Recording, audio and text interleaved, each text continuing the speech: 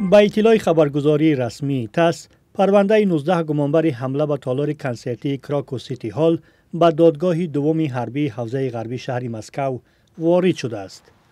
این حمله در ماه مارس سال 2024 در شهرک کراسنگورسک ولایت مسکو رخ داد و در آن 149 نفر کشته شدند. یک مسئله جدی دیگری که فعلا ناروشن میماند این است که آیا مرافعه به طور باز برپا می شود یا بسته.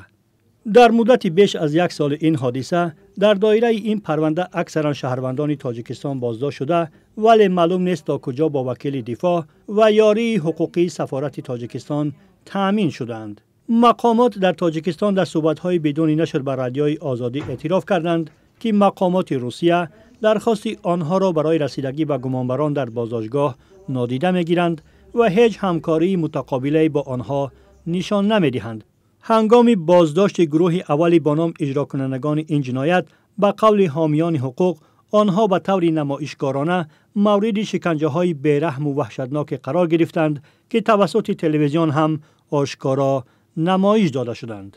یک پیام سنگین این حمله جاری شدن تغییرات سنگین در قانون‌های مهاجرت و از خاک روسیه اخراج شدن ده‌ها هزار مهاجران کاری گردید.